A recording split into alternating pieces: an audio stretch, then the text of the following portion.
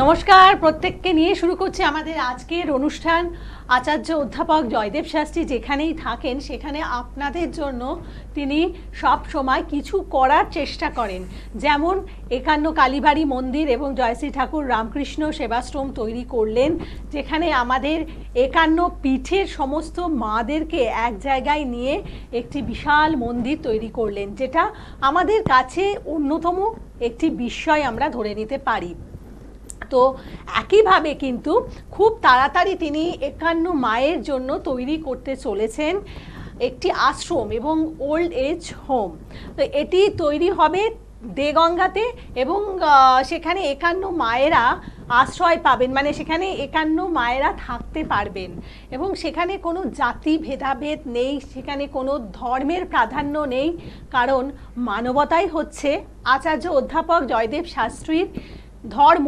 তিনি মানবতাবাদী, তিনি নিজের ধর্ম হিন্দু ধর্মকে ভালোবাসেন বলেই অন্যান্য সমস্ত ধর্মকে তিনি শ্রদ্ধা করতে পারেন এবং তাই তার সেই ওল্ড এজ হোম বা তিনি যেই গঙ্গাতে আশ্রম তৈরি করতে চলেছেন ৫১ মায়ের জন্য, সেখানে কিন্তু সবাই থাকতে পারবেন। তো এটা তো সত্যিকারের আমাদের কাছে আরেকটি আনন্দের বিষয়।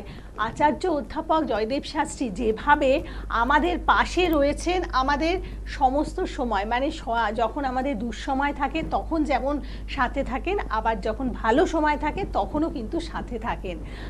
আসলে দেখুন, আপনি যদি আমাকে বলেন যে খারাপ সময় তো আমার দরকার, কিন্তু ভালো সময় আর কী দরকার?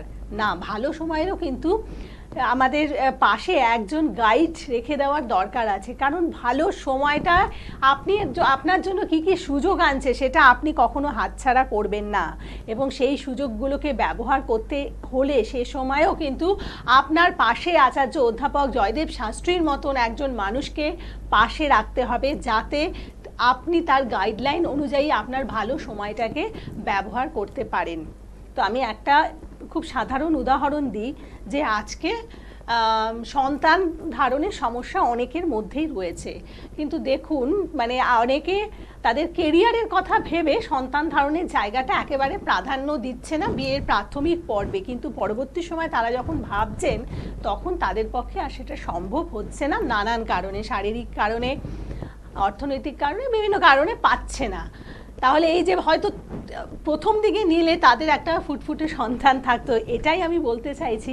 আসলে ভালো সময়টাকে আপনি ব্যবহার করতে শিখুন, আর ভালো সময় মন্দ সময় দুটো সময়তেই আপনি আচার্য অধ্যাপক জয়দেব শাস্ত্রীর মতো একজন মানুষকে পাশে রাখুন। আজকের অনুষ্ঠানে শুধুমাত্র আপনাদের জন্য উপস্থিত, প্রথমে স্বাগত জানাই। নমস্কার। নমস্কার। জয় শ্রী ঠাকুর রামকৃষ্ণ, জয় শ্রী ঠাকুর রামকৃষ্ণ, জয় শ্রী ঠাকুর। সমস্যার সমাধান অনুষ্ঠানে আপনাদের সবাইকে স্বাগত জানাই। সত্যি সুন্দর জীবন তখনই হয় যখনই আমাদের পরিবেশটা সুন্দর থাকে। অনেক সময় কি হয়, আমাদের পরিবেশ সুন্দর থাকে না, তখন কিন্তু আমাদের সেই সুন্দর জীবনটা আর আসে না। এবং সেই পরিবেশ সুন্দর থাকতে গেলে আমাদের একটু শিক্ষা, একটু নলেজ, একটু জ্ঞান এবং সুসম্পর্ক, রিলেশন, এগুলি দরকার। এবং এগুলি আমরা শিখি আমাদের বাবা মার কাছ থেকে বা পাড়া প্রতিবেশীর কাছ থেকে। তো কথায় আছে যে সৎ সঙ্গে স্বর্গবাস, অসৎ সঙ্গে নরকবাস।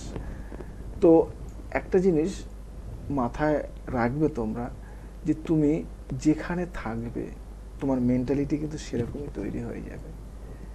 তুমি যদি একটা কুঁড়ে ঘরে থাকো তাহলে কিন্তু তোমার মেন্টালিটি কিন্তু ওরকম টাইপেরই কিন্তু হবে।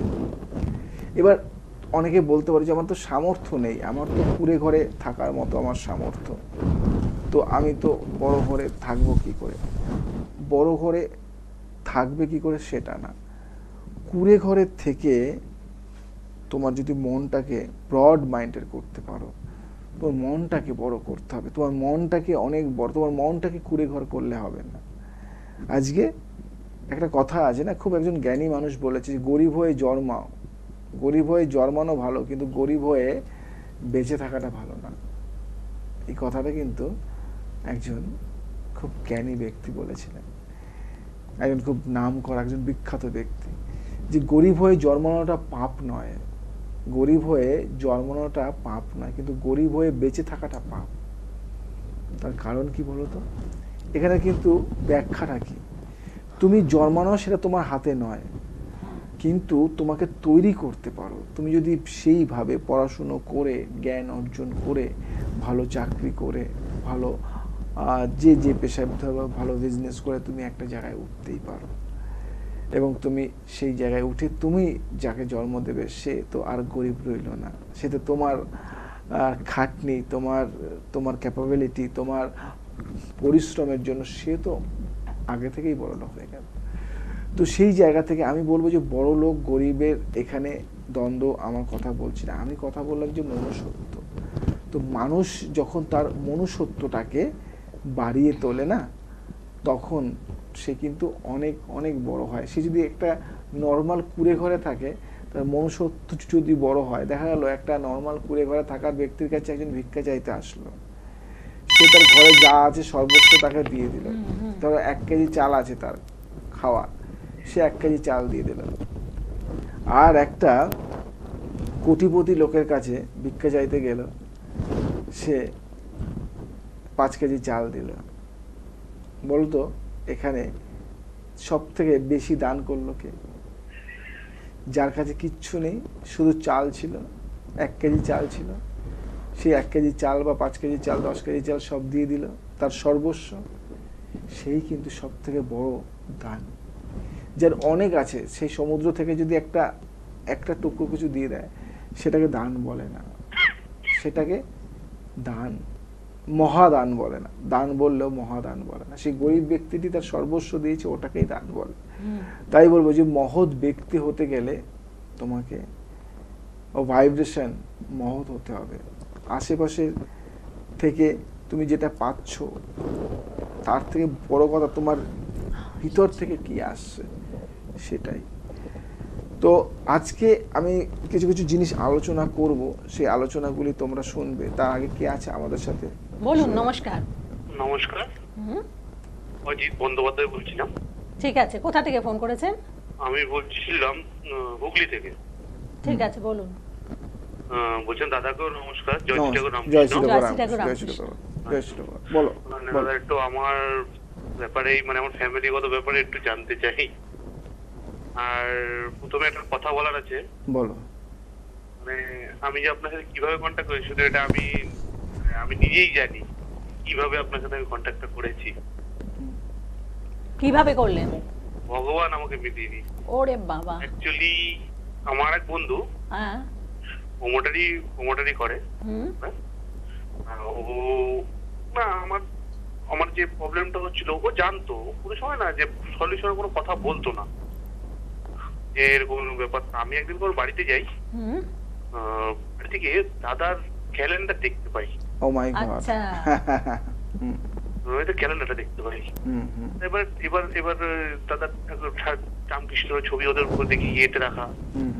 দাদাকে মানে খুব ইয়ে করতে হবে, আগে অতটা খেয়াল করি। তারপরে দেখি আমি খুব অবাক হয়ে গেল, তখন লুকিয়ে নাম্বারটা নিয়ে নিই।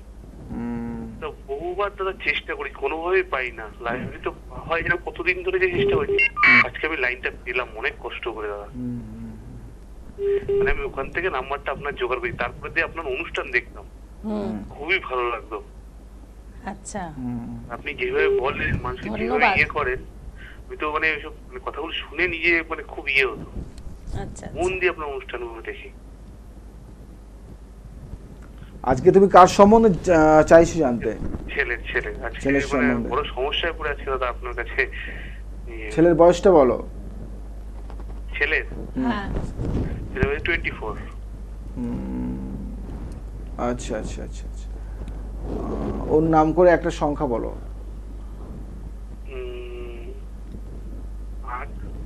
8। বুঝতে পেরেছি। কেতু শুক্র নেগেটিভ একটা ভাইব্রেশনে, কেতু শুক্র রাহুর ভাইব্রেশনটা খুব খারাপ।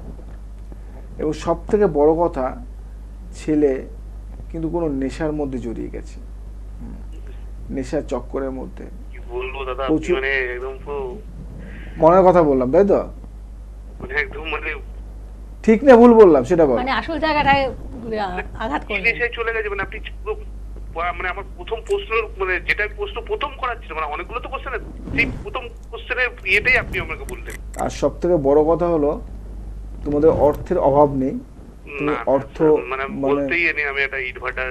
হ্যাঁ আচ্ছা, আমি বুঝতে পারলাম, এবং সেই জায়গা থেকে প্রচণ্ড ছাড় দিয়েছে সন্তানকে, এবং সেই সন্তান আজ নেশায় একদম জর্জরিত। এবং একটু নেশা না, মানে ড্রাগস থেকে শুরু করে, মানে বলতে চাচ্ছি না মানে মানে কোনো কিছু বাদ, মানে ওর কাছে মনে হয়, আমার মনে হয় যে নেই।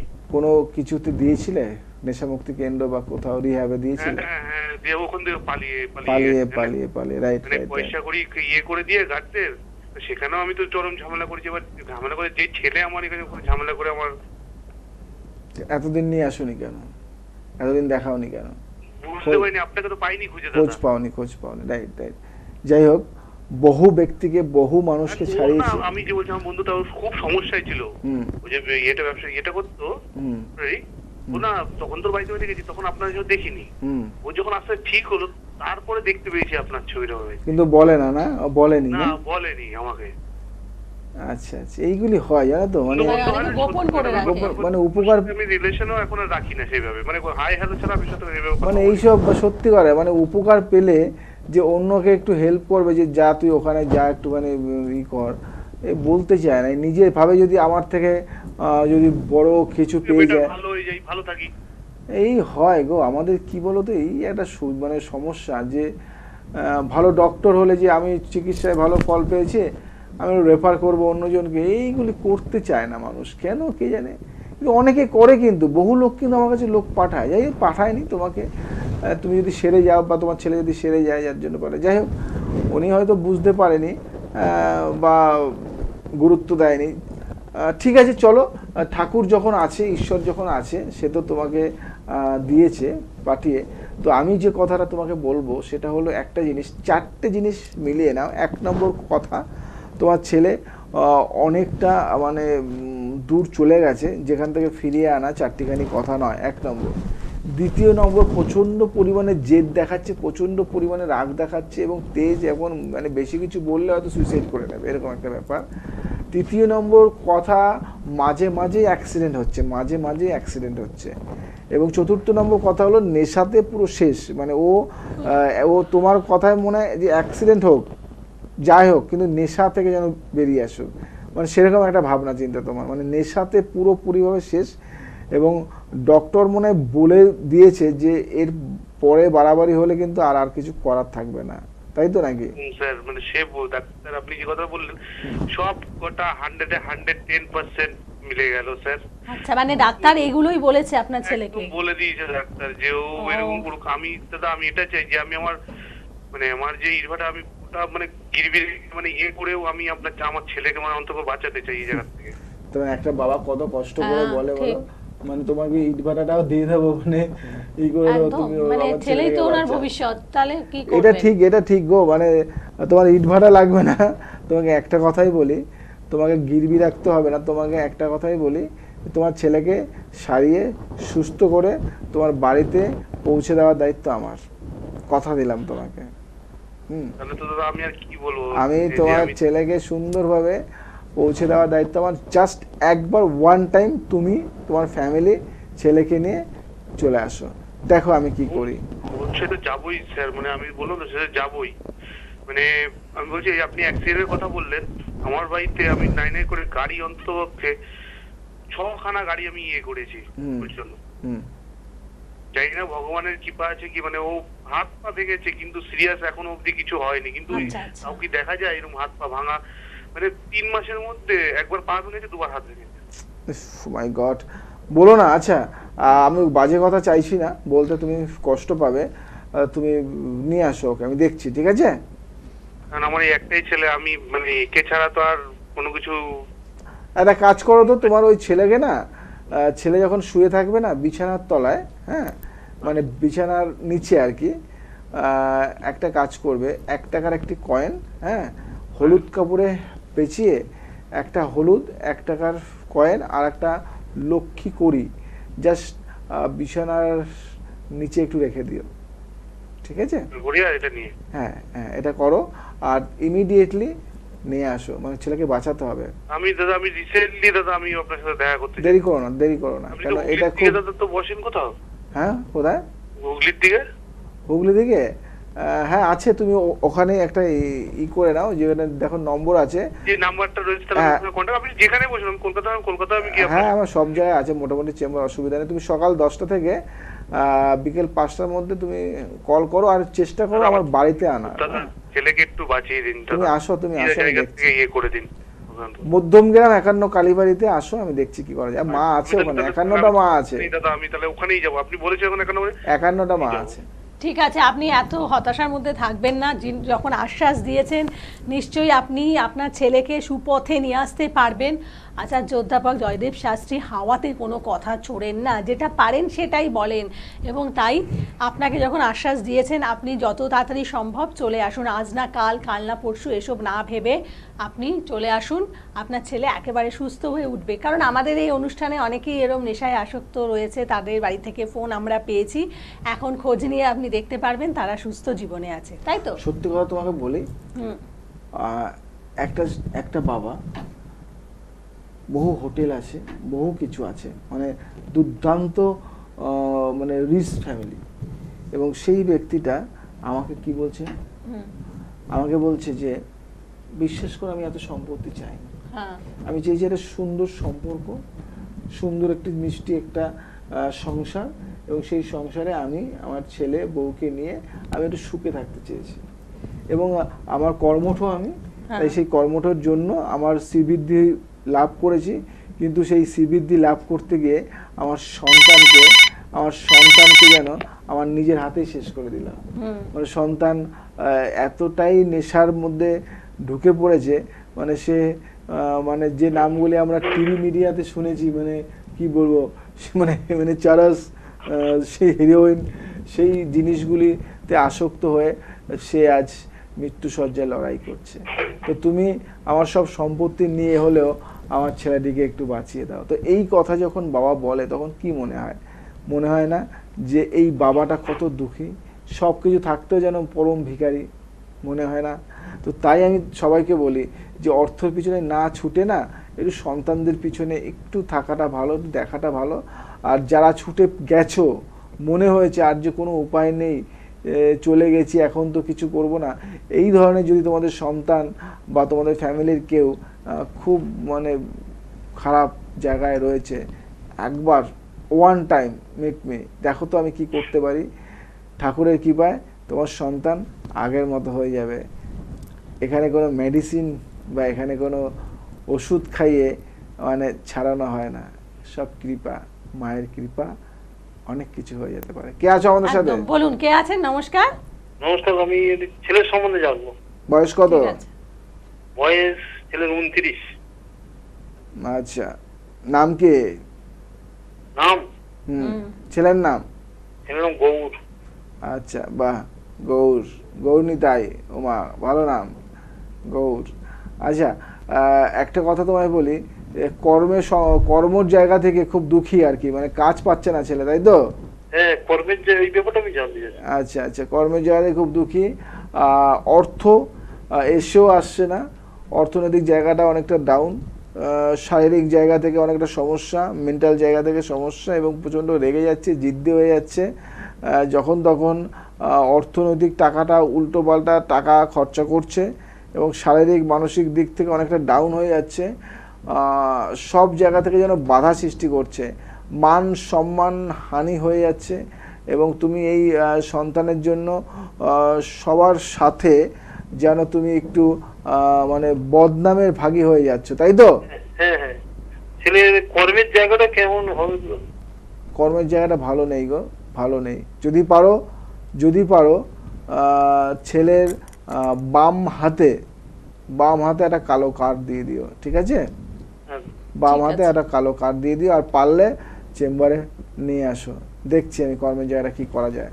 ঠিক আছে, ভালো থাকবেন। দেখুন, আজকে এই যে কর্ম সংক্রান্ত সমস্যা বেশিরভাগ ঘরেই রয়েছে, মন মতো চাকরি পাচ্ছে না, বা যেই চাকরি করছে সেই চাকরিতে মানে ভীষণভাবে ডিপ্রেশন হচ্ছে, সেখানে বসের থেকে ভালো ব্যবহার পাচ্ছে না, কলিগদের সাথে অ্যাডজাস্টমেন্ট নেই, অতএব চাকরির জায়গা থেকে, মানে আমার তো মনে হয় সবসময় একজন অ্যাস্ট্রোলজারের কনসালটেন্সি নিয়ে চাকরির জীবনটাকে চালানোর, মানে আপনি যখন চাকরির জীবনে প্রবেশ করবেন সেই তখন থেকেই যদি একজন অ্যাস্ট্রোলজারের সুপরামর্শ মতো আপনি জীবনটাকে এগিয়ে নিয়ে যান, তাহলে দেখবেন সেটা কিন্তু অনেকটা আপনি সহজভাবে চালাতে পারবেন।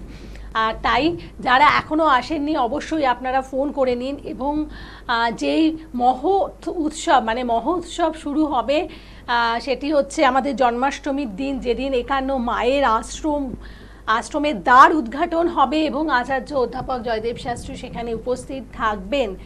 আপনারা প্রত্যেকে কিন্তু এই অনুষ্ঠান দেখবেন through Facebook, through YouTube, through channel, তাই না? কিভাবে দেখতে পারবে সবাই?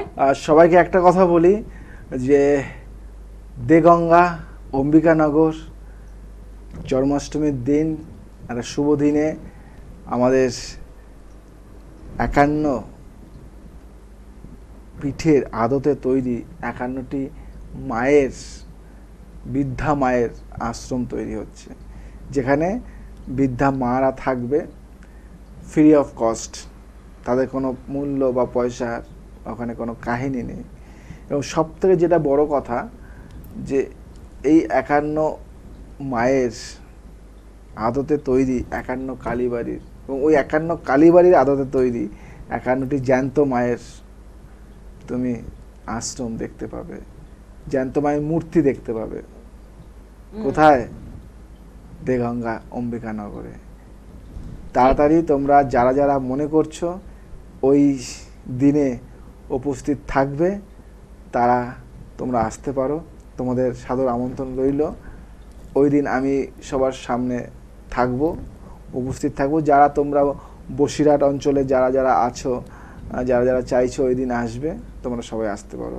সবাইকে বলি দেগঙ্গা অম্বিকানগরে, এবং অম্বিকানগরে জন্মাষ্টমীর দিন তোমাদের সবার উপস্থিতি থাকতে পারো। ওখানে দেখে যাও না জয়দেব শাস্ত্রী তোমাদের জন্য কি শুরু করেছে, কি করেছে আর কি করতে চলেছে। চেষ্টা করি, তোমরা পাশে আছো তাই সফল হচ্ছি, তোমাদের ভালোবাসাকে নিয়ে পাথেয় করে চলছি। যাই হোক, যারা আমার অনুষ্ঠান তোমরা দেখেছো বা দেখো তাদের সবাইকে বলি যে কোনো সমস্যার সমাধানে আমি যতটা পারি করার চেষ্টা করি। কেন 51 মায়ের মানে তন্ত্রের খাজানা যদি তুমি বলতে চাও, যদি ভালোভাবে বলো যে আমি কিন্তু সেই ভুল ধারণা ভেঙেছি যে তান্ত্রিক হতে গেলে তোমাকে জটাধারী কিছু হতে হবে বা দাড়ি গোঁফ বিশাল রেখে একটা ভয়ঙ্কর রূপ ধারণ করতে হবে, তা নয়। তন্ত্র একটা বিদ্যা, মহাবিদ্যা। এই বিদ্যা কিন্তু পারিবারিক সূত্রে গুরুমুখী বিদ্যা, এবং এই বিদ্যা হয় তোমাকে গুরু, না হলে তোমার বাবা, না হলে তোমার পারিবারিক মানুষের কাছ থেকে তোমরা পাবে। এবং এই তন্ত্র যদি তোমাদের শিখতে হয় তাহলে গুরুমুখী বিদ্যা তো এটা, তাহলে তুমি শিখতে পারো। এই প্রথম ফার্স্ট পামিস্ট ক্লাস শুরু হচ্ছে তোমাদের হাওড়াতে, এবং তন্ত্রর ক্লাস শুরু হচ্ছে মধ্যমগ্রামে। অলরেডি জ্যোতিষ ক্লাস শুরু হয়ে গেছে, ক্লাস হচ্ছে, এখন তন্ত্রের ক্লাস শুরু হবে। তোমরা কন্ট্যাক্ট করো। আর তোমাদের সমস্যার সমাধানের জন্য আমি জয়দেব শাস্ত্রী সর্বদা রয়েছি। ব্যবসা, বিজনেস এবং তোমাদের পড়াশুনো, ছেলে মেয়েদের এডুকেশন, এবং তোমাদের এনিমি, শত্রু, যে কোনো সমস্যার সমাধানে তোমাদের একমাত্র 51 কালীবাড়ি, যেখানে তোমরা চিরতরে তোমাদের সমস্যার সমাধান পাবে এবং মুক্তি লাভ করবে। এবং জীবনের প্রত্যেকটা মুহূর্তে যে কষ্ট নিয়ে, যে অভিশাপ নিয়ে তোমরা বেঁচে আছো এবং যে অভিশাপ ভোগ করছো, সেই অভিশাপ থেকেও তোমরা মুক্তি পাবে। কেন অনেক সময় দেখা গেল যে পারিবারিক কোনো মানে খারাপ কাজের জন্য তোমরা সেই অভিশপ্ত অবস্থায় রয়েছে এবং অনেক অঘটন ঘটে যাচ্ছে। কেউ কেউ মারা যাচ্ছে বাড়িতে, কেউ কেউ মানে সেই বাড়িতে উন্নতি হচ্ছে না। সর্ব জায়গা থেকে আমাদের সাহায্য, হেল্প থাকবে। এবং 51 কালীবাড়ির তন্ত্রক্রিয়ার তান্ত্রিক পদ্ধতিতে অনেক দৈব তোমাদেরকে দেওয়া হয়, দৈব পত্রিকা, সেগুলি সংগ্রহ করবে। আজ আসি, আবার আসবো নতুন কিছু নিয়ে। ভালো থাকো, সুখে থাকো, সবাইকে ভালো রাখো। জয় শ্রী ঠাকুর। সুদূর বসিরহাট থেকে আজকে কালী পুজো দেখতে একান্ন কালীবাড়ি মন্দিরে পৌঁছে গেছেন এই দাদা। বসিরহাটের কালী পুজোর সম্বন্ধে তো অনেক শুনেছি, ভীষণ বিখ্যাত। সেই পুজো ছেড়ে আপনি কেন এখানে আসলেন আজকে? অ্যাকচুয়ালি দিদি, এই একান্ন কালীবাড়ির কথা আমরা টিভিতে অনেক দেখেছি, বা জয়দেব শাস্ত্রী মহারাজের কথা অনেক শুনেছি আমরা।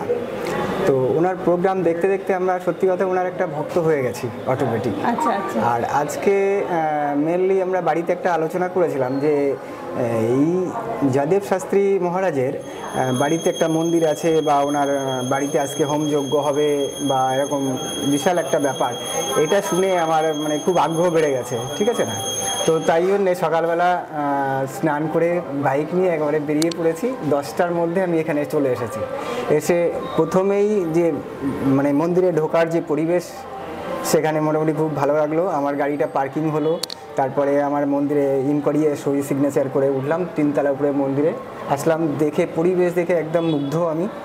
পরিবেশটা খুবই সুন্দর হয়েছেন। আর এখানে যা স্বেচ্ছাসেবক আছেন, যে মানে একটা পরিচালনা ব্যবস্থা খুব সুন্দর। বা ওনার সামনাসামনি দেখে কথা বললাম, মানে আমি নিজে কথা বলিনি, উনি আমাদের সবার সঙ্গে কথা বলেছেন, সেটাও একটা খুব সুন্দর একটা ব্যাপার। আর উনি বিষয়বস্তুটা সাবজেক্ট আগে কতজন স্বেচ্ছাসেবী আছে তাদেরকে পুরো বিষয়বস্তুটা বুঝিয়ে দিলেন, যে উনি এই করবেন, উনি এই করবেন, উনি এই করবেন। এই মানে পরিচালনার ব্যাপারটা বা স্বয়ং মহারাজ থেকেই যে করলেন, এটা আমার খুব ভালো লেগেছে। বা মন্দিরের পরিবেশ খুবই খুবই ভালো। আমি যখন এসেছি তখন আরতি হচ্ছিল, জানেন তো। হ্যাঁ হ্যাঁ হ্যাঁ। আর মন্দিরের মায়েদেরকে কেমন লাগলো? মানে একান্ন মায়ের শক্তি এক জায়গায় যে মন্দিরে। একদম, এইটা কিন্তু আমি গল্পে শুনেছি, বাট এরকম চোখের সামনে যে 51 কালীবাড়ি যে এরকম দেখবো, প্রত্যেকটা মানে লেখা কোথাকায় কোন অঙ্গ পড়েছিল, বা এই মানে মুগ্ধ আমি জাস্ট। ঠিক আছে, খুব সুন্দর লেগেছে আমার। শান্তিপুর নদিয়া থেকে এই দম্পতি আজকে এসেছেন একান্ন কালীবাড়ি মন্দিরে। কিভাবে জানলেন মন্দির সম্বন্ধে? আমরা জানলাম টিভির খবরে শুনেই আমরা এসেছি। টিভিতে দেখি, রোজই দেখি, ভাবি যাব কিন্তু যাওয়ার আর টাইম পাই না। তারপর কি মনে হলো আজকে আসবই, সেই জন্যে আসলাম এইখানে, যে দেখে খুব আনন্দই পেয়েছি। একান্ন কালীবাড়ি যাব। মন্দির কেমন লেগেছে? মন্দির ভালোই লেগেছে, ভালো, বেশ ভালোই লাগলো। আর আপনারা তো কৃষ্ণ মন্ত্রে দীক্ষিত, হ্যাঁ হ্যাঁ। আর সেই ক্ষেত্রে আপনাদের এখানে মন্দির, আপনাদের যেমন পুজোর নিয়ম আর এই নিয়ম দুটো কি একই লাগে? একই লাগলো। আচ্ছা, ভালোই লাগলো আমাদের এসে। আর এই যে অনুষ্ঠান দেখেন, সেই অনুষ্ঠান থেকে কোনো উপকার পেয়েছেন? হ্যাঁ হ্যাঁ। কি উপকার পেয়েছেন? না, এই আজকেই এসেছি। অনুষ্ঠানে যে বিভিন্ন নিয়মের কথা বলা হয়, হ্যাঁ হ্যাঁ, ভালো লাগলো। যা বললো তা ভালোই লাগলো। যেটা আসবো অল্প করে অনেকদিনই আশা করি, টিভি চ্যানেল দেখি, একান্ন কালীবাড়ি অমাবস্যা রাত্রি আমরা এখানে আসবো, পুজো দেব বা মায়ের দর্শন করব। এটি দেখে খুব ভালো লাগলো, লোকজনে আছে, খুব ভালো লাগলো আমাদের। আমি অর্চনা পাল, বাগুয়াটি থেকে এসেছি, আর আমার স্বামী। তারপরে মেয়ের খুব বিয়ে হচ্ছে, তো এবার খুব চিন্তায় আছি যে বিয়েটা দিতে পারবো কি না ভালোভাবে। ওই চিন্তায় এসে বাবার কাছে আবার আসবো, দেখি বুধবার আসে নাকি। ধন্যবাদ, খুব ভালো জায়গাটা। আপনি কিছু বলবেন? না, কেমন লেগেছে আজকে মন্দির? না, ভালো লেগেছে। আমি অনেক জায়গায় গিয়েছি, মানে যেতে যেতে আমি ফেড আপ হয়ে গেছি। আমার টাকা পয়সা প্রচুর নষ্ট হয়েছে। এখন এমন একটা মুসিবতে পড়ে গেছি যে চারিদিকে ধার দেনায় জড়িয়ে গেছে। তো চিন্তা করলাম কী করবো, কোনো দিশা না পেয়ে বললাম একবার যাই, দেখি অন্তত যদি উদ্ধার হয়ে যেতে পারি ঠাকুরের আশীর্বাদে। ওই জন্য ওই মন করে বললাম আজকে যতই কষ্ট তাও যাবই। এই আজকে ওনাকে টাকাটা দিয়ে আমি মুদি দোকানে দিতাম, তাকেও দেয়নি। বললাম যত কষ্ট আজকে যাবো, গিয়ে কাজটা হাসিল করে আসবো। আমরা চাই মেয়েটা যেন বিয়ে দিতে পারি, ওইটাই আমাদের ঠাকুর।